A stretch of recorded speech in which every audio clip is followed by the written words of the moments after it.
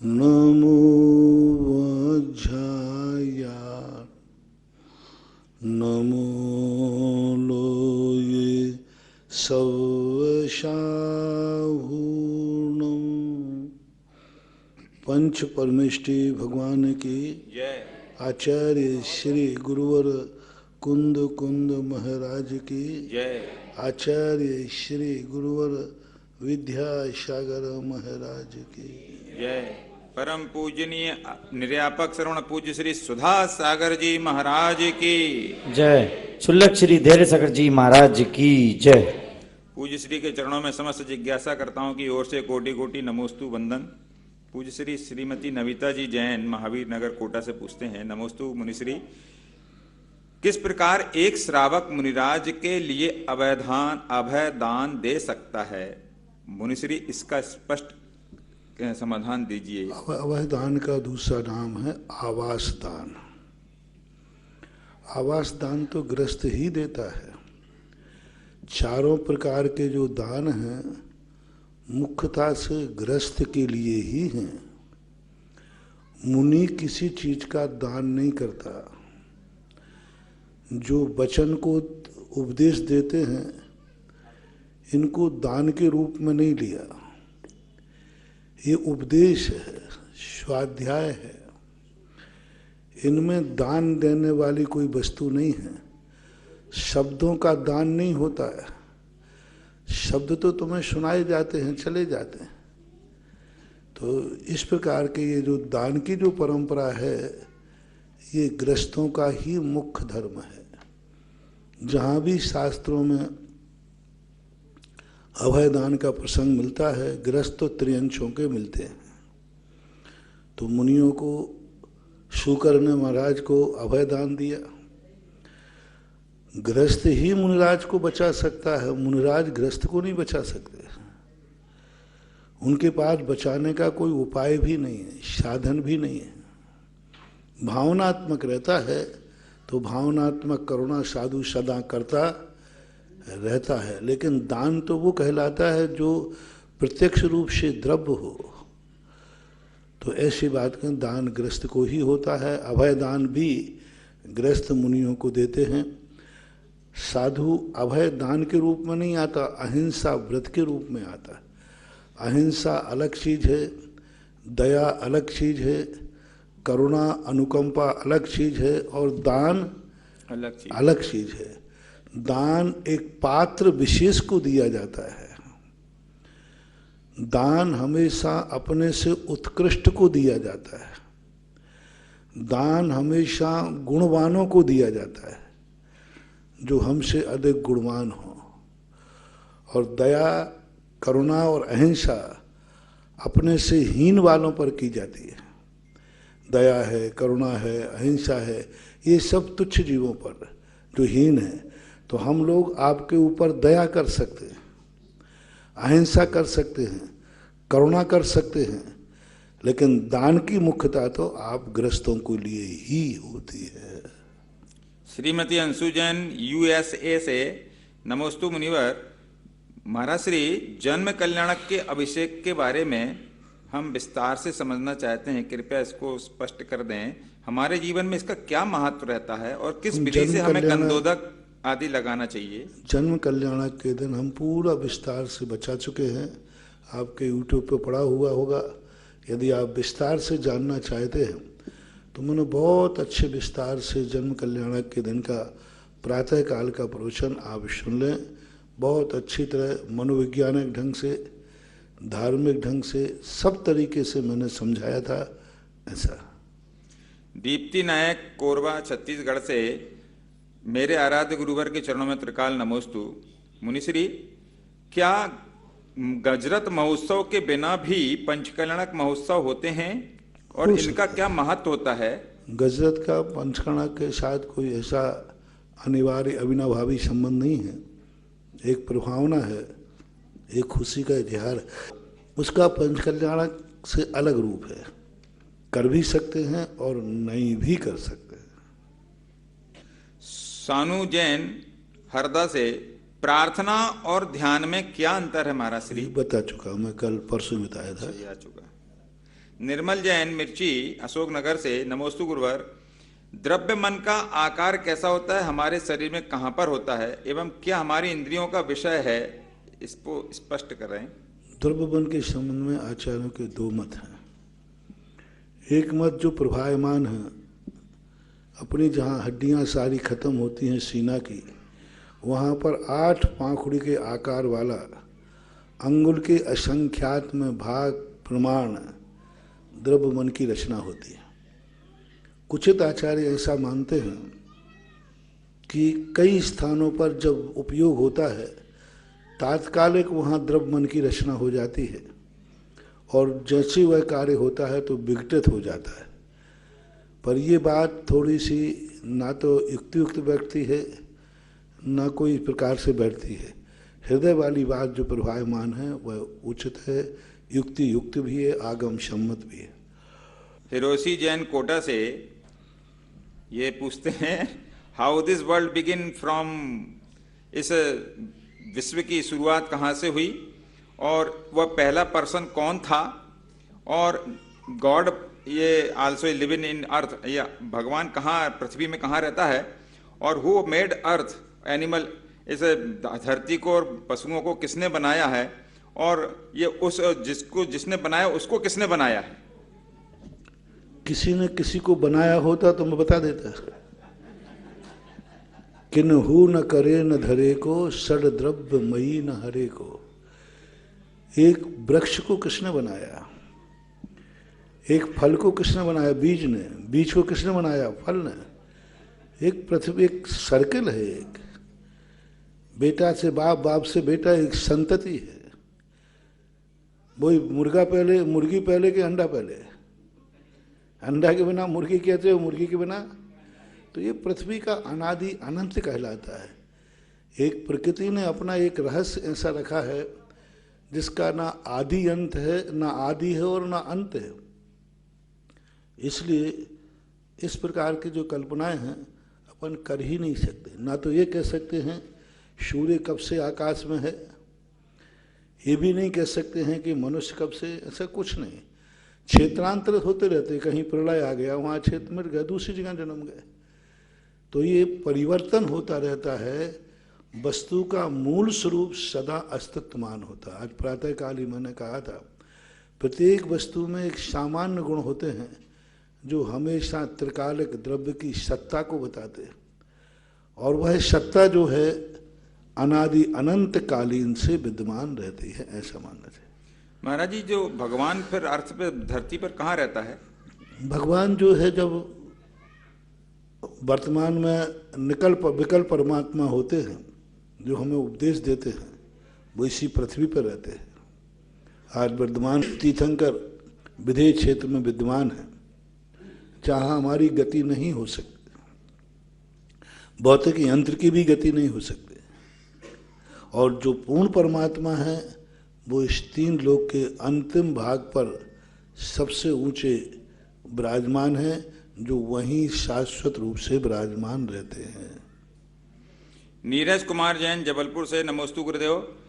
महाराज श्री, घर के बाहर पानी की टंकी में एक मधुमक्खी मरी हुई दिख रही थी। मेरे को आपकी बात याद आ गई, वो भी एक जीव है, पानी में मरी डली है, उसको बाहर तो निकाल दूं। बाहर निकाला तो उसमें थोड़ी हलचल हुई, मैंने नमोकार में सुनाया तो वह कुछ देर बाद ठीक हो गई।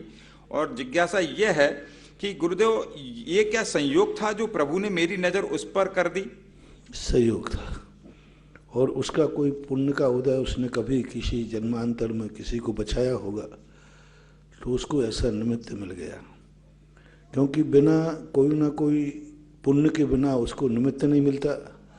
और तुम्हारे लिए एक नया पुण्य का बंध हो गया कि तुमने उस जीव को बचाया।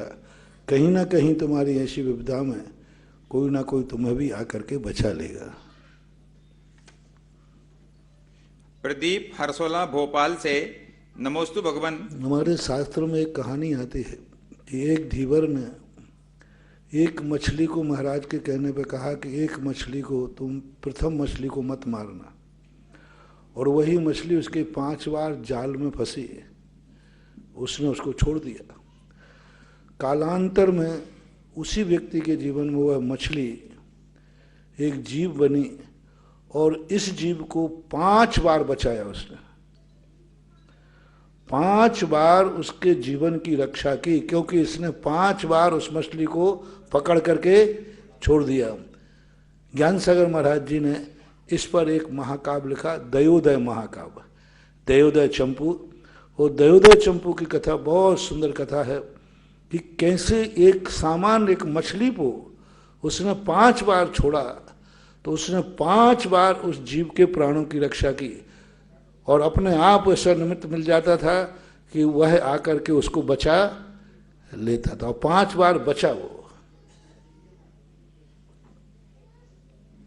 प्रदीप जैन भोपाल से, नमोस्तु भगवान। महाराज जी, जिज्ञासा है कि चक्रवर्ती का जीव इतने तीव्र पुण्य को लेकर आता है, उसे 14 रत्न, 9 निधियां, 96,000 रानियां, 32,000 मुकुटबद्ध राजाओं के जो है पद मिल जाता है, फिर उस जीव के भाव ऐसे कैसे हो जाते हैं कि वो नरक को भी प्राप्त हो जाता है, नरक भी चला जाता है? क्या होता है, पुण्य के फल को जब भोगता है ना, तो उसमें ऐसा मस्त हो जाता है कि वो ये भी भूल जाता है कि ये पुण्य हमने किस तरीके से कमाया। जो कृतज्ञ लोग होते हैं वे उपकार को बहुत जल्दी भूल जाते हैं। ये भूल जाते हैं कि ये जो आज मेरे जीवन में सुख है ये किसकी बदौलत है, उस कारण को भूल जाते। वो तो भोगने में अपने आप लिप्त हो जाते। वो ये नहीं सोच पाते कि आज मेरे पास जो 2 रुपया धन है ये किस कारण से है, उस कारण को भूल जाएंगे। वह धन आते ही मौज मस्ती में चले जाएंगे। उनको ये मालूम नहीं है कि आज जो मेरे पास थोड़ा बहुत पुण्य का उदय आया है किस कारण आया है। वो चक्रवर्ती भूल गया कि मैंने जो इतना धन दौलत कमाया है ये किन कारणों से कमाया, और वो कारण क्या है। बस उन कारणों को भूल करके और अपने पुण्य के फल में मस्त हो जाते हैं। इस कारण से उनकी दुर्गति हो जाती है, क्योंकि पुण्य के फल का भोगना बहुत टेढ़ी खीर है। क्योंकि पुण्य जब उदय में आता है उपकारी को भुला देता है, सब भूल जाते हैं। जिस पत्तल में खाते हैं उसी में छेद कर लेते हैं। जिस धर्म के कारण से वो अच्छे धन पाते हैं उसी धर्म की निंदा कर देते हैं, उसी धर्म की बुराई कर देते हैं, उसी धर्म को छोड़ देते हैं। आप लोग देखो ना, जिस माँ बाप ने तुम्हें पाला पोसा बड़ा किया, बड़े होने के बाद हैं, जैसे तुम्हारी शादी ब्याह हुआ, थोड़ा बहुत हुआ, सब उपकार को भूल गए, सबको सब भूल करके अपनी मस्ती में चले जाते हैं। संसार का स्वभाव है। श्रीमती सुशीला पाटनी किशनगढ़ मदनगंज से, नमोस्तु गुरुवर। महाराज श्री, जिज्ञासा यह है कि आजकल के नवयुवक पढ़े लिखे लोग यह पूछते हैं कि ये सूतक पातक कहाँ से आया, इसका क्या महत्व है और इसका क्या मतलब है, क्यों इसको पाला जाता है, इससे क्या शुद्धि अशुद्धि का मतलब होता है, इसको स्पष्ट कर दें। संबंध अशुद्धि से होता है, मानसिक 2 तरह। एक तो द्रव्य अशुद्धि होती है कि वह जब भी कोई भी स्थितियां बनती हैं तो वहाँ कहीं ना कहीं अशुद्ध का वातावरण बनता है। दूसरा, मानसिक रूप से हमें या तो राग जागेगा या द्वेष जागेगा, और जब उस समय तुम धर्म आदि क्रियाएं करोगे और उस समय उसकी स्मृति या विस्मृति होगी तो आपके परिणाम बिगड़ेंगे। दूसरा कारण है क्योंकि ये संसार वृद्धि का तुमने समर्थन किया, मर गए तो तुमने रोए, तो तुमने संसार का समर्थन किया, जन्म गया तो तुमने खुशी मनाई, तो संसार का समर्थन किया। तो यही एहसास होना चाहिए कि ये संसार बढ़ रहा है या घट रहा है, हम उसमें क्यों कर्ता धर्ता बने, और संबंध जब उनसे होता है तो ये परंपराएं चल रही हैं, ऐसा मानना चाहिए। श्रील जैन गंज बसौदा से, नमोस्तु गुरुवर। महाराज श्री, किसी के घर में किसी की समाधि पूर्वक मरण हो जाए तो उस घर में 3 या 4 प्रतिमाधारी लोग 3 दिन बाद, 3 दिन तक ना खा, किसी और का खा के 3 दिन बाद खुद का स्वयं आहार बना के उस घर में कर सकते हैं क्या? और अगर वह 13 दिन का सूतक मान रहे हों तो उस परिस्थिति में भी 3 दिन बाद वह स्वयं आहार बना के खा सकते हैं क्या घर पे? घर में रहने वाले प्रतिमाधारी नहीं, उसी दिन खाओ ना, किसी दिन, कहीं 3 दिन की जरूरत क्या है। घर में यदि आप प्रतिमाधारी हैं और रह रहे हैं तो जिस दिन मृत्यु हुई उसी दिन भी आप घर में बना के खाएंगे, घर के सदस्य आपको बना के खिलाएंगे, क्योंकि आप घर में आपको खुद सूतक लगा है। अब सूतक वाले को सूतक से क्या परहेज? जब तुम अशुद्ध कपड़े पहने हो तो अरे तुम छूना मत, अरे वो भी अशुद्ध तुम भी अशुद्ध। सूतक तुम्हें भी तो लगेगा, और सूतक वाले का परहेज नहीं किया जाता। प्रतिमाधारी यदि घर में है तो वह स्वयं बनाएगा, उसके घर वाले भी बनाएंगे तो वह खाएगा, उसको कोई फर्क पड़ने वाला नहीं, कुछ भी त्याग करने वाला नहीं। सबके साथ बैठ करके जैसा खाते थे घर के दूसरे सदस्य उसको बनाएंगे, पानी लेगा, बर्तन लेगा, सब खाना पीना कर, कोई बाधा नहीं है किसी प्रकार की स्थिति। इस प्रकार के सप्तम प्रतिमाधारी तक जब तक वो घर में है और गृहस्थी का सारे नियम का पाल रहा है, व्यापार धंधे में शामिल है, भोजन पान तो बराबर सुधा। बस जिस समय डेड बॉडी रखी उस समय नहीं खाएगा, वह तो कोई भी नहीं खाता। घर में यदि डेड बॉडी रखी तो वह तो सामान लोग भी, लेकिन उसके संस्कार होने के बाद बराबर घर में वृत्ति प्रतिमाधारी जो है अपने घर में खाएगा, खुद भी बनाएगा, बनवा के खा भी लेगा, कोई बाधा नहीं। ऋतु जैन कुंभराज से मुनिश्री के चरणों में नमोस्तु। महाराज श्री सचित्त आहार और सचित्त मिश्र आहार को हम कैसे समझें? सचित्त आहार तो वो कहलाता है जो जीवों से, सचित्त का अर्थ है जीव सहित। सचित्त मिश्र का आहार है आधा अचित्त आधा सचित्त। मान लो कोई वस्तु है उसमें पक्का पानी, गर्म पानी था, ठंडा पानी मिला दिया तो सचित्त अचित्त हो गया। किसी अचित्त वस्तु को सचित्त वस्तु के ऊपर रख दिया, प्रासुक वस्तु थी उसको सचित्त पे रख दिया अथवा सचित्त से ढांक दिया। हमारे यहाँ आता है कि कोई भोजन बना करके हरे पत्तों के ऊपर भोजन दाल भात रख दिया या हरे पत्तों से उसको ढांक दिया, तो इस प्रकार के सचित्त पने का सचित्त मिश्र दोष आता है। अनीता जैन कुंभराज से पूज्य श्री के चरणों में नमोस्तु। महाराज श्री अपवर्त आयु और अनपवर्त आयु क्या होती है? अपवर्त आयु घटती हुई आयु, जितनी बांधी थी उसमें कम कर दी। अनपवर्त आयु कहलाता है जितनी बांधी थी उतने साल ही वो जिंदा रहेगा, 1 सेकंड भी उसमें कम नहीं किया जाता। जैसे तीर्थंकर अनपवर्त आयु वाले होते हैं, देव नार की असंख्यात वर्ष वाले जो जीव हैं वे अनपवर्त आयु वाले होते हैं। शेष लोग अपवर्त आयु यानी अकाल मरण जिनका होता है वे अपवर्त आयु वाले कहलाते हैं। श्रीमती विनीता जैन सहराई, मेरे आराध्य गुरुवर नमोस्तु।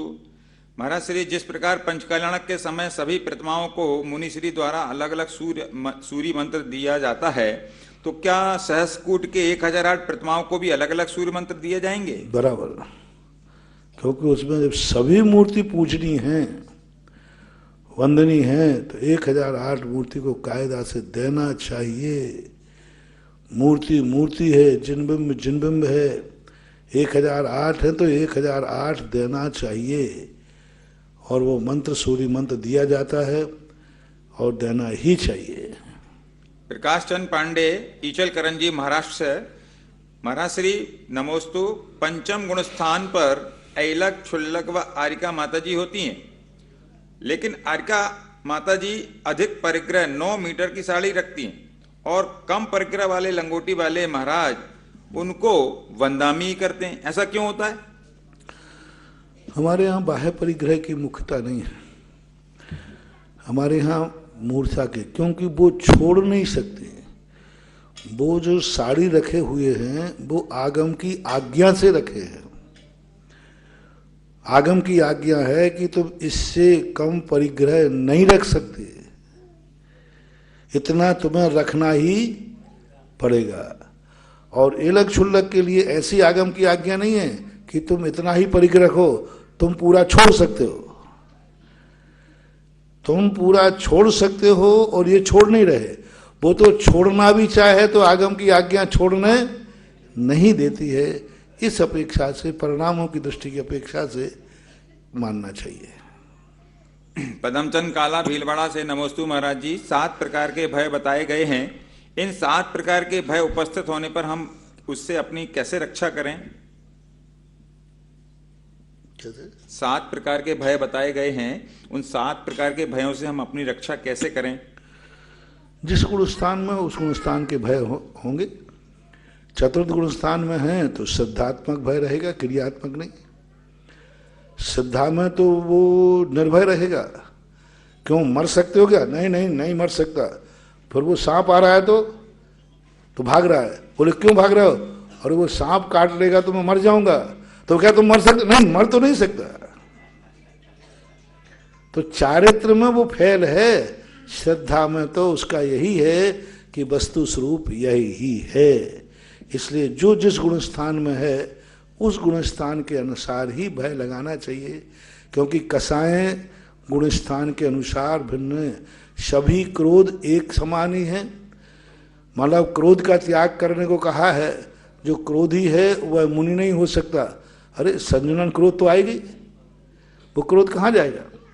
तो जैसे गुणस्थान में कसायों का गुणस्थान अलग अलग होता है, इसी प्रकार भय भी एक कसाय है और उनके भय भी अलग अलग गुणस्थान के भिन्न भिन्न रहेंगे। श्रीमती गुणमाला निर्मल कुमार जैन रुठियाई से पूज्य श्री के चरणों में नमोस्तु। महाराज श्री, क्रोध आदि 16 कसाएं और हास्य आदि 9 कसायों में क्या अंतर होता है? 16 कसाय 9 कसाय बताते हैं। जो 16 कसाएं जो होती है मुख्य होती है, इनके उदय में ये जो हास्य आदि 9 कसाय होते हैं, इनको मूल कसाय क्यों नहीं कहा? क्योंकि ये मूल कसाय के रूप में स्वतंत्र नहीं है, ये कसाय के बाद ही उत्पन्न होती है। तना और डाली होती है। तना और डाली में क्या अंतर है? तना को डाली को ही तना कह दो, नहीं, डाली तने के बिना नहीं रहती, तना बिना डाली के रह सकता है। तो मूल कसाय जो है 9 कसाय के बिना रह सकती है। 9 कसाय मूल कसाय के बिना उत्पन्न नहीं होती, इसलिए उसको 9 कसाय में लिया और मूल कसाय को मूल कसाय का। प्रवीण टोंगिया रूपनारायण पश्चिम बंगाल से आराध्य गुरुदेव के चरणों में नमन। महाराज श्री, कुछ लोग ऐसे होते हैं जो पैसे को ही सब कुछ समझते हैं और जो धर्म ध्यान से कोई मतलब नहीं रखते, रिश्तों से भी मतलब नहीं रखते, उनको कौन सा कर्म का उदय रहता है? पुण्य का उदय है। पैसा तो है ही कम से कम। पैसा नाम कर्म का पुण्य, पुण्य कोई एक प्रकार का थोड़ी है। पैसे नाम कर्म का पुण्य का उदय है, संबंध नाम कर्म का उदय नहीं है।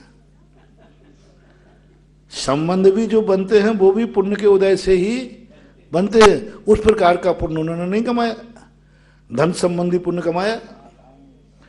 यानी जब उन्होंने कोई आदि धर्म आदि दान आदि किए तो अपने अकेले किए, पर उनसे परिवार से दुनिया से कोई संबंध नहीं रखा, स्वयं किया, दूसरों से नहीं करवाया।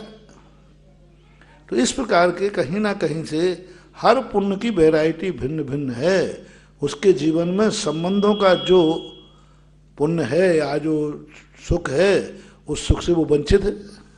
ऐसा ब्रह्मचारी अभिषेक जैन, जैन नगर खेड़ा फिरोजाबाद, पूज्य श्री के चरणों में कोटि कोटि सतसत नमन। पूज्य श्री, फिरोजाबाद स्थित श्री दिगंबर जैन अतिशाक्षित चंद्रवाड़ में 2 दिन पहले एक घटनाक्रम हुआ जिसमें क्षेत्रीय विधायक द्वारा जैन मंदिर की भूमि पर कब्जा कर लिया गया और पुजारी को खूब मारपीट की गई। हम लोगों को इसके संबंध में और भारत के लोगों को इस संबंध में क्या करना चाहिए? देखो, इसके संबंध में संगठन ही सबसे बड़ी शक्ति है। आप संगठन बनाएं, आसपास जो बड़े शहर हैं उनको सहयोग लें। दूसरी बात, कानून की शरण में जाएं। आप डरे नहीं, आप कानून में जाएं, पुलिस केस करें, आपको न्याय मिलेगा। आप अल्पसंख्यक हैं, अल्पसंख्यक होने के बाद आप यदि अदालत में जाएं तो नियम से आपको न्याय मिलेगा, यदि सही होगा तो। राजीव जैन अमर पाटन, मेरे आराध्य गुरुवर नमन। भोग भूमि के जीव को सम्यक दर्शन प्राप्त करने का एक कारण जिनबिंब दर्शन, इन जीवों को जिनबिंब दर्शन का निमित्त कैसे बनता है? नहीं होता है जिनबिंब दर्शन, भोग भूमि के जीवों को नहीं है, कि वहाँ जिनबिंब ही नहीं होते। इससे जिनबिंब नहीं है। जाति श्रवण और धर्म श्रवण 2 ही भोग भूमि के जीवों के 6 कारण हैं सम्यक दर्शन के। उसमें वहाँ 2 कारण, जाति श्रवण और धर्म श्रवण, दो के माध्यम से सम्यक दर्शन होता है। वैभव काला सूरत भटार, मेरे आराध्य गुरुवर नमन। महाराज श्री, यह कहा जाता है, हमेशा कहा जाता सुनते हैं कि जो होता है वो अच्छे के लिए होता है, तो क्या ये बात सही है? ये नीति है, सिद्धांत नहीं है। नीति और सिद्धांत में अंतर होता है। किसी ने किसी का सिर फोड़ दिया है तो चलो जो होता है अच्छे के लिए होता है, ये है। तो फिर जम के उसका फोड़ दो, फिर पूरा क्यों क्या कर दिया? बोले जो होता है। हम दूसरे का फोड़े तो अच्छा होता है और स्वयं का फूटे तो ऐसी बात नहीं है। ये नीतियां कहलाती। नीतियां क्या कहला बनती है? कुचित कदाचित किसी व्यक्ति को गिल्ली डंडा खेलते हुए किसी काने की आंख में गिल्ली लगी तो जो मरा हुआ खून था वो निकल गया, तो उसको दिखने लगा, तो उसने कहा सबकी एक एक आंख फोड़ दो, सब कानों को गिल्ली मारो। तो ये नीति नहीं कहलाती। अंधे को चौराहे पर मणि मिल जाए, मिल सकती है, फिर सभी आंखों वाले धंधा पानी छोड़कर चौराहे पे बैठ गए। तो नीतियां हैं, ये मुहावरे कहलाते हैं। कुचित कदाचित घटना घटने पर वो मुहावरे बन जाते हैं। इनको सिद्धांत नहीं मानना चाहिए। श्रीमती अनीता जैन, हिसार, हरियाणा। नमोस्तु गुरुदेव। अध्यवसाय का क्या मतलब होता है? अध्यवसाय का अर्थ होता है विकल्प। अब इसको दो रूप में, जब सामान्य रूप से लेते तो व्यापार विकल्प इसको बोलते हैं। सामान्य रूप में अध्यवसाय आकुल व्याकुल परिणाम करना, ऐसा अध्यवसाय कहलाता है। श्रीमती माधुरी जैन, बनगांव से, मेरे आराध्य गुरुवर नमन। महाराज श्री, स्त्री मृत्यु के बाद विदेह क्षेत्र जा सकती है? अगर जा सकती है तो उन्हें ऐसा क्या करना चाहिए कि वह विदेह क्षेत्र जा सके? मेरी जिज्ञासा है। अच्छे परिणाम करें, जा सकते हैं, कोई बाधा नहीं। भद्र परिणाम, मंद कषाय, मनुष्य मनुष्य बनने के लिए कारण होता है। अल्पारंभ परिग्रहत्व मानुषस्य स्वभाव मार्दवम छ, ये तीन कारण है। कम से कम परिग्रह के प्रति मोह रखो। कम से कम जितने में काम चल सके, कपड़े लत्ते आभूषण आदि, जितने कम से कम में काम चलाओ। परिग्रह कम से कम परिग्रह। और अल्प आरंभ, जो आरंभ परिग्रह आप करते कम से कम चलाओ। लाइट जलाना उतनी जलाओ जितनी आवश्यक है। पानी का उपयोग करो उतने जितना आवश्यक है। अनर्थ दंड से बचो। तो जितना कम आरंभ परिग्रह करोगे, मनुष्य आयु का बंध होगा। स्वभाव मार्दवम च, मान कसाय की तीव्रता नहीं हो, अपने आप में मार्दव परिणाम रखो, तो ये मनुष्य आयु का बंध हो सकता है। और विदेह क्षेत्र आप क्यों जाना चाहते हैं? परिणाम रखें कि हम धर्म श्रवण भगवान की भक्ति कर रहे हैं, तो स्त्री भी जा सकती है। जी, मेरे पूरे परिवार का समस्त शिवरार्थियों की तरफ से बारंबार नमोस्तु नमोस्तु नमोस्तु। महाराज श्री, जैन धर्म की विशेषताओं में एक बड़ी विशेषता है भेद विज्ञान की। शरीर को आत्मा से पृथक करके देखना, यह नियम आचार्य शुभचंद महाराज ने ज्ञानार्णव में भी वर्णन किया। महाराज, क्या आज के समय में यह संभव हो सकता है कि कोई व्यक्ति अपनी देह को आत्मा से अलग करके देख सके? ऐसा आजकल के कई तथाकथित योगियों ने इस बारे में बहुत चर्चा की। तो महाराज श्री, मेरी जिज्ञासा है कि क्या इस समय देह से आत्मा को अलग करके देखा जा सकता है? और अगर देखा जा सकता है तो वापस कैसे आया जा सकता है? थोड़ा सा विश्लेषण। भेद विज्ञान शब्द लगाया। हमारे शास्त्रों में भेद अकेला नहीं कहा। भेद तो हिंसा है, भेद तो पक्षपात है, भेद करना तो निंदा का विषय है। भेद विज्ञान, ज्ञान से भेद करो, शरीर और आत्मा को अलग करना नहीं है। नहीं तो जैसे सब्जी है, सब्जी का तुमने ऊपर का डंठल तोड़ दिया, ऐसा अलग नहीं करना। भेद विज्ञान, ज्ञान से कहो। पन्नाए घितव्यो, पुजवर कुंदकुंद स्वामी ने कहा, प्रज्ञा के द्वारा ग्रहण करो, प्रज्ञा के द्वारा भेद करो। जन परम पेनी सुबुध छैनी डार अंतर भेदिया, वर्णादि अनुरागादि तय निज भाव को न्यारा किया। पन्नाए घितव्यो, प्रज्ञा के द्वारा पन्नाए छिन्नंतो, प्रज्ञा के द्वारा छिन्न करो। ध्यान में बैठ करके प्रज्ञा के द्वारा शरीर को अलग किया जाता है। आज भी कल भी जब जब सम्यक दर्शन है, भेद विज्ञान के बिना सम्यक दर्शन होता ही नहीं है। आत्मा और शरीर को भिन्न मानना है ज्ञान में। ध्यान में देखो सुखचंद महाराज ने क्या कहा, शरीर को भेद ज्ञान के माध्यम से जला डालो, तो सही में आग लगे नहीं, यदि लग गई तो फिर दोबारा कैसे आएंगे। जब उन्होंने ध्यान में बैठाला और अग्नि धारणा कराई, तो अग्नि धारणा में क्या कराया, शरीर को जला दिया, सब जल करके राख हो गया। अब आत्मा कहां ठहरेगी। तो शरीर को जलाया नहीं, ज्ञान से जलाओ। अपने उपयोग में शरीर को हटा दो, ज्ञान से शरीर हटा दो। ज्ञान शरीर जल चुका है, नष्ट हो चुका है, साक्षात आग मत लगा लो। बोले क्या कर रहा हो, मैं आत्मा को शरीर से आग लग रहा हूं, इसलिए भट्टी में कूद रहा हूं। विज्ञान के द्वारा शरीर को नहीं जलाना। किसी भी चीज के संबंध में भेद विज्ञान हमारे यहाँ, और भेद विज्ञान के बिना तो संसार भी नहीं चलता। भेद विज्ञान हर क्रिया में चाहिए, पग पग पर चाहिए। आप घर जाते हो तो किसी के घर में क्यों नहीं घुस जाते। वेद विज्ञान, भेद ये मेरा है, ये दूसरे का है। घर में भी तुम अब कपड़े पहन दो, नहीं नहीं ये मेरा नहीं, ये तो अशोक का है, ये तो फलाने का है। होता है कि नहीं। बिल्कुल। तो ये भेद विज्ञान तो ये इसको विवेक कहेंगे कि नहीं, कि जिस चाय के किसी चाय की वस्तु उठा लो। भेद विज्ञान, चरणान युग का भेद विज्ञान भिन्न है, कर्णान युग का भेद विज्ञान भिन्न है, द्रव्यान युग का भेद विज्ञान भिन्न है। तो भेद विज्ञान का अर्थ अपनी प्रज्ञा के द्वारा, चरणान युग का भेद विज्ञान प्रज्ञा से नहीं होगा, क्रिया में होगा। ये हे है, मैं इसको त्यागता हूं। कर्म सिद्धांत का भेद विज्ञान मास श्रद्धा में होगा, क्रिया में नहीं होगा। शरीर और कर्मों को हम निकाल के अलग नहीं कर पाएंगे, लेकिन हम महसूस करेंगे शरीर भिन्न है, कर्म भिन्न है, नौकर्म भिन्न है, ये सब मेरे से भिन्न हैं। जितने नए होते भेद विज्ञानी तो बताते ये पीछे मेरी असद्भुत व्यवहार नए से है, मेरी है, अन्यथा मेरे से भिन्न है। अब द्रव्यान युग का भेद विज्ञान जो है वो हमारे लिए समस्त प्रकार के विभाव परिणामों से दूर करता है। तो भेद विज्ञान का अर्थ है अपने ज्ञान के द्वारा स्वयं और पर को भिन्न जानना, और ज्ञान ध्यान में बैठ करके उसको भिन्न अनुभव करना। भिन्न करना नहीं है, भिन्न जानो और भिन्न अनुभव करो।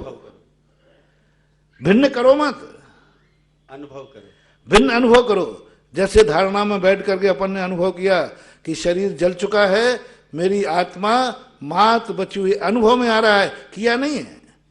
इसलिए ध्यान में और ज्ञान में हम भेद विज्ञान सदा से होता आया, आज भी होता है, कल भी होगा। बिना भेद विज्ञान के मोक्ष मार्ग बनता ही नहीं है। महाराज श्री, जो कई आज के जो मनीषियों ने, उन्होंने कईयों ने कहा आत्मा को शरीर से निकालकर मैंने इस शरीर को देखा। ये सब गप है, ये सब ज्ञान से देखा है, हमने भी देखा।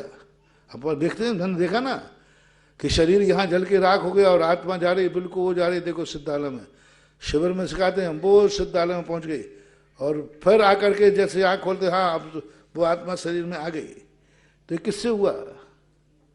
वेद विज्ञान, ज्ञान से हुआ। बस बाकी शरीर, ये सब कबूल कल्पना है कि आत्मा शरीर से निकल गई। वो ध्यान में ऐसी दशा हो जाती है, कभी कभी स्वप्न में व्यक्ति अपनी अर्थी देख लेता है। बिल्कुल।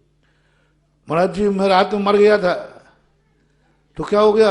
और मैं मर गया था, मेरी अर्थी बंध रही थी और मैं देख रहा था, और जैसे उन्होंने लकड़ी लगाई, आग लगाई, तो मैं जाग गया। अब बताओ, उसको सब मालूम है कि मैं मर गया हूं, मुझे अर्थी पे लिटाया गया और मुझे रस्सी से बांधा गया और लोग कंधे पे ले जा रहे, वहां अर्थी पे लिटाया और जैसी आग लगाई तो और क्या कर रहे तुम? नींद खुल गई। तो ये है कि ऐसे एक ज्ञान के माध्यम से व्यक्ति अपनी खुद की भी मौत देख लेता है, देख सकता है। ज्ञानी ध्यान के माध्यम से अपनी आत्मा को शरीर से भिन्न अनुभव कर लेता है। शरीर से आत्मा को अनुभव करके एक बार शरीर से आत्मा निकल जाने के बाद पुनः उस शरीर में कभी प्रवेश नहीं कर सकती है।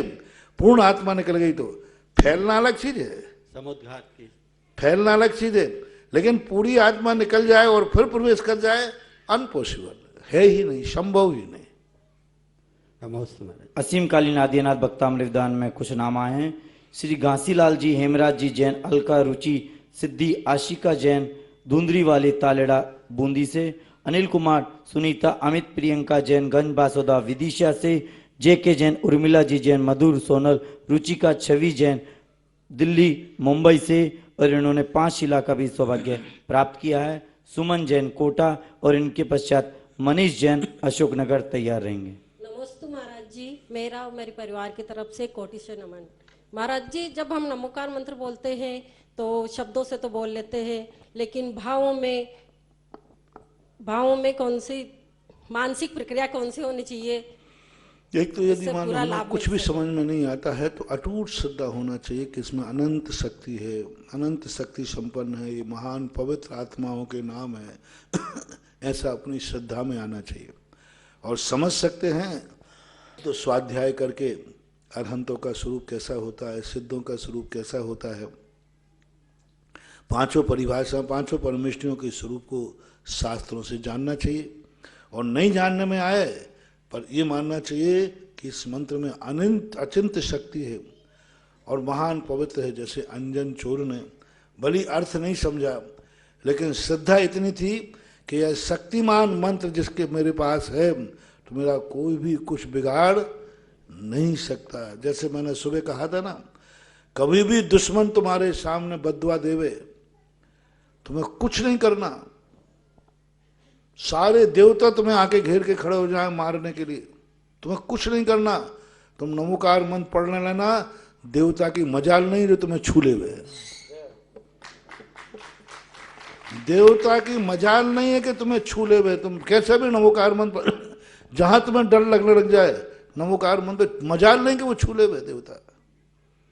हमारे शास्त्र में कहानी है, एक देवता साक्षात शुभम चक्रवर्ती को मारने आया, लेकिन सुमोर चक्रवर्ती भय के कारण क्या पढ़ने, भय से पढ़ने लगा वो भी भय, नमोकार मंत्र। देवता घबरा गया, अब तुम्हें छू नहीं सकता इसको क्योंकि ये नमोकार मंत्र पढ़ रहा है, ये तो मैं छू नहीं सकता इसको। परिणाम क्या हुआ? देवता ने कहा कि जब तक ये नमोकार मंत्र पढ़ेगा मैं इसको छू भी नहीं पाऊंगा। तो उसने नमोकार मंत्र पर पैर रखवाया, उठा के फेंक दिया। उससे सिद्ध होता है जैन आगम के अनुसार रावण की शक्तियां क्यों काम नहीं की, क्योंकि सीता नमोकार मंत्र के उच्चारण कर रही थी। दिव्य शक्तियां नमोकार मंत्र के सामने कभी भी कुछ भी नहीं कर सकती। नमोकार मंत्र पढ़ना, तो ऐसी शक्ति, ऐसी श्रद्धा आपकी होना चाहिए कि नमोकार मंत्र मेरे पास है, संसार की सबसे बड़ी निधि सुरक्षा कवच मेरे पास है, ऐसा अनुभव करना चाहिए। स्वर्ण कार्य में कुछ नाम आए हैं। श्रीमती कांता जैन, अशोक कुमार जैन, धूम कलेक्शन गंज बासोदा, सोने की बालियां, लाभचंद जी, बसंती लाल जी, निर्मल कुमार जी, काला चंद जी, चांद जी की खेड़ी काला, चांदी की खेड़ी ने सोने की अंगूठी, मिशिका अजमेरा गोंदिया सोने का सिक्का, आशीष जैन वैशाली वस्त्रालय शहडोल ने सोने की लटकन की एक जोड़ी, कल्पना जैन, सुनील जैन इंदौर सोने की बालियां, सुंदरलाल सुशीला जैन इंदौर सोने की अंगूठी, चंद्रशेखर अनीता जैन सोने की नथ, ये सौभाग्य प्राप्त किया। मनीष जैन अशोकनगर, इनके पश्चात मौली जैन अजमेर तैयार है। निर्यापक मुनि सुधा सागर जी महाराज के चरणों में नमोस्तु। समस्त पुजारी मंडल धोबन जी के उनकी तरफ से महाराज श्री नमोस्तु नमोस्तु नमोस्तु। महाराज श्री जब आप 92 में त्रिकाल 24 में बनवा रहे थे अशोकनगर में, उस समय मेरे माता पिता एक भाव लेके आपके दरबार में पहुंचे थे।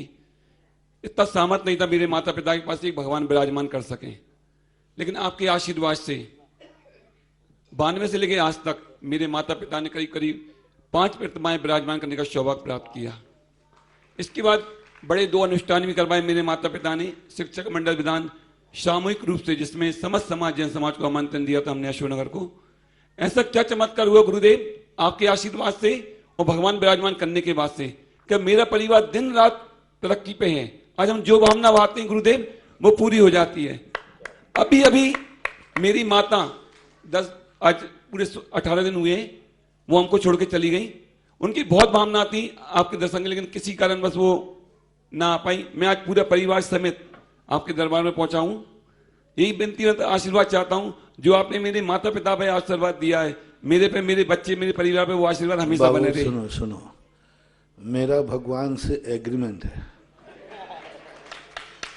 कि मेरे भक्त आपके शास्त्रों में यदि सही लिखा है, भगवान से मैंने कहा भगवान मुझे आप पर उतना विश्वास नहीं है, आपकी वाणी पर पूरा विश्वास है।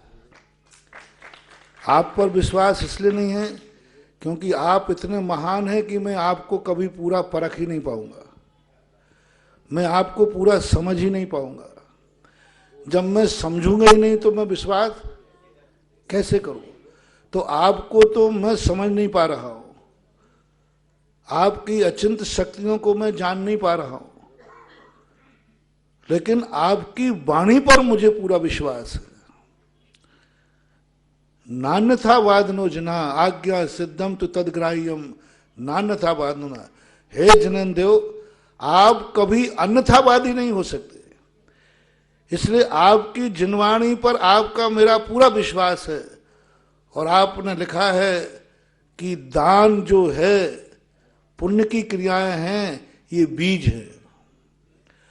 और बीज का अर्थ है कि बीज जब भी बोया जाएगा वो नियम से फलेगा। इसलिए मैं भगवान से कहा भगवान आपकी वाणी पर पूरे विश्वास है, उसी दम पर मैं भक्तों से खूब दान दिलाता हूं।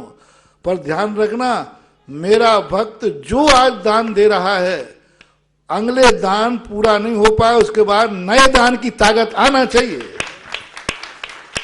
बिल्कुल गुरुदेव। एक मूर्ति बैठा ले वो पूरी हो पाए, उसके बाद वो कहे महाराज अब तो दूसरी बताओ। एक मंदिर बनावे वो पूरा ना हो पाए उसके बाद दूसरा मंदिर बनाओ। एक बोली का पूरा पैसा न चुक पाए और वो दूसरी बार का महाराज जी वो तो चुक गया अब। हाँ, दान पूजाएं फलना चाहिए, फलना चाहिए। आज जो ताकत थी वो कल बढ़ती जाए तो वही ताकत वास्तविक दान कहलाता है बस। लेकिन भगवान भी बहुत आगे गए कि तो हमें बर्बाद कर देगा वरना। भगवान ने कहा देख, बीज बोने के बाद नियम से फल आना चाहिए, लेकिन समय पर बुआओगे तब कि तुम जब चाहे जहां चाहे वो सही खेत में बुआओगे तब। तुम जो चाहे खेत में फेंक दो और कहो महाराज जी फल ही नहीं आया। तो बीज बोने का किसान के समान पहले खेत उस लायक है कि नहीं, यानी पात्र, वो खेत को सही ढंग से उसने किया है कि नहीं, समय पर बोया है कि नहीं, बोने के बाद उस पर समय पर पानी आदि दिया है कि नहीं, फिर उसके बाद सुरक्षा की बागड़ा वगैरह लगाई है कि नहीं, फिर नहीं फले तो मुझे शिकायत करना। तो वस्तुतः हमारे भक्त लोगों को मैं सदा वही दान देने की कहता हूं जो सत्पात्र होता है, और भक्त लोग दान देने के बाद फलते हैं। अब कोई भक्त कहीं से चूक कर जाए तो वो ना तो हमारे दान की कमी है ना भगवान की कमी है। ऐसे सारे सैकड़ों 99% लोग दान देने के बाद दूसरा दान का समर्थ पाते ही हैं। अब कोई एक आध खोटा निकल जाए तो अब देखो, ऐसे तो तुम्हारे कई बार खेत में बीज भी चला जाता है? कई बार बोते हो बीज भी, कई बार तुम व्यापार करते हो फायदा के स्थान पर, लेकिन नुकसान ज्यादा होता है कि फायदा ज्यादा? फायदा ज्यादा होता है। आप अपने देखो, नहीं तो कोई धंधा करेगा क्यों? नुकसान कितना होता है? 1% नाम मात्र। 99% तो व्यक्ति व्यापार करता है तो फायदा के लिए ही करता है और फायदा होता भी है। खेतान जो करता है 1% कभी कुछित कदाचित होता है, 99% तो फसल आती ही है। ऐसे हमारा बहुत अच्छा बाबू, बहुत बढ़िया, आशीर्वाद है। नमस्ते महाराज। मौली जैन अजमेर और इनके पश्चात अशोक गंगवाल जयपुर तैयार है। मेरे गुरुवर की तरफ से बारंबार नमोस्तु नमोस्तु नमोस्तु। गुरुवर, मेरा यह प्रश्न है कि जैसे आपके चौके में स्त्री और पुरुष सोले के वस्त्र पहनकर आते हैं, वही एक गुरुवर को आहार देने के बाद दूसरे गुरु के चौके में जाते हैं और उस पुरुष और स्त्री को नहीं पता होता कि वो सोले की जगह 17 का हो जाता है, तो उसको किस कर्मों का फल मिलता है? यदि वो 17 का हो जाता है नहीं जाना चाहिए। फिर भी वो जानबूझकर गुरुवर को आहार देने जाता है, तो गलत है, दोष लगेगा। ये निर्णय तो तुम्हारे ऊपर है, हम तो तुम्हारे पीछे चलेंगे नहीं। और वो ये सोचता है कि मैं पुण्य के लिए आया हूँ, पुण्य कुछ के लिए नहीं होने काम वाला करता हूँ। महाराज तो तुम्हें देखने वाले हैं नहीं। हाँ, अब मैं तुम्हारे पीछे कहाँ कहाँ देखूंगा? सही। तुमने कपड़ा 16 का सुखाया कि नहीं? अब सुखाने के बाद नहीं छू गए, हम कहाँ कहाँ देंगे? साधु को नहीं कहा गया आपने मन शुद्धि, वचन शुद्धि, काय शुद्धि, आहार जल शुद्ध है, ये बोलते ही मैं तो बरी हो गया। अब आप जानो आपने झूठा बोला कि सच्चा बोला। यदि छू गए हैं तो कायदा से अलग हो जाने में ही पुण्यबंध है, आहार देने में नहीं, दोष ही लगेगा। ओके गुरु। अशोक जी गंगवाल जयपुर और उनके पश्चात प्रियंका जैन बरखेड़ा तैयार रहे। पूज्य गुरुवर के चरणों में बारंबार नमोस्तु नमोस्तु नमोस्तु। महाराज जी पिछले करीब 40 वर्षों से बुंदेलखंड की यात्रा के दौरान कुंडलपुर बड़े बाबा के जाने का सौभाग्य पिताजी के आशीर्वाद से मिलता रहा है। पहले हम भाई दोस्त पर जाते थे, लेकिन बाद में मुझे कुछ महसूस हुआ कि नवयुवकों को भी इस ओर आकर्षित करें, तो हमने 31 दिसंबर की रात कुंडलपुर के बड़े बाबा के मनाने का निश्चय किया। तब से आज तक प्रतिवर्ष वहाँ जाने का सौभाग्य मिलता है और बाबा के चरणों में बड़े बाबा का जाप आरती का। मेरा आपसे यही जिज्ञासा है कि नए वर्ष के उपलक्ष्य में हमें और क्या करना चाहिए? पहली बार तो जिसे तुम नया वर्ष मानते हो उसे मैं नया वर्ष मानते ही नहीं आज के हिसाब से। लेकिन लोक व्यवहार में यदि आप लोग मानते हो तो अच्छा कार्य करना चाहिए। उस दिन अपने आप में मैंने कई बार कहा कि जिस दिन को आप शुभ मानते हो, शुभ क्षेत्र पर शुभ लोगों की संगति में शुभ कार्य करते हुए गुजारना चाहिए। उस दिन ज़्यादातर अपने आप में अच्छे स्थान हो, अच्छे रूप हों। कहीं नहीं गए तो अपने घर में भी अच्छी चर्चाएं करें, अच्छा विचार करें। First impression is last impression. जब उसको नया वर्षी मानते हो तो उसको शगुन के रूप में मानो। हम जैसे गृहस्थ हैं माँ जी, तो हमारे परिवार में घर में सबसे श्रेष्ठ रहते हैं हमारे माता पिता। तो माँ जी हम उनको कई उपाधि देने के बाद भी, सम्मानीय पूज्य आदरणीय कहने के बाद भी उनका नाम नहीं लेते माश्री जी, मम्मी का या पापा का किसी का भी। लेकिन माँ जी आप तो हमारे श्रेष्ठ हैं, युग श्रेष्ठ हैं माँ जी, हमारे हृदय सम्राट हैं और सब कुछ है माँ जी हमारे लिए। या आप हैं गुरुवर हैं, तो माँ जी हम 2, 4, 6, 8, 10 उपाधि देने के बाद आपका नाम लेते हैं माँ जी, तो ये श्रेष्ठ लगता है कि माँ जी हम लोगों के लिए? मत लो। नहीं माँ जी, वो जयकारे में या चौके में हार होते हैं किसी भी समय। जयकारे बोलने आदि में बाधा नहीं है। जब किसी का नाम कहीं पूछा जाए, तुम्हारे पिताजी का नाम है, तो नाम बताते ही हैं, ऐसी बात नहीं है। जहाँ लेना पड़ता है वहाँ लें, नहीं लेना पड़ता है तो वहाँ पूज्य गुरुदेव, परमेष्ठी आदि ऐसे शब्दों का संबोधन कर सकते हैं। पर यहाँ नाम ले लेने का भाव अपमान करना नहीं है। उनकी ख्याति बढ़ाने के लिए जब नाम लिया जाता है तो उसमें कोई दोष नहीं आता है। उनकी जयकार बोलने के लिए नाम ले रहे हैं, उनकी प्रशंसा करने के लिए नाम ले रहे हैं, उनके नाम को हम दुनिया में उजागर कर सकें इसलिए नाम ले रहे हैं। आज मैंने महान कार्य किया है तो ये महान कार्य मेरे गुरु के नाम जावे, इसलिए हम गुरु का नाम ले रहे हैं। तो ये प्रशंसात्मक जब नाम लिए जाते हैं तब वो दोष में नहीं आते।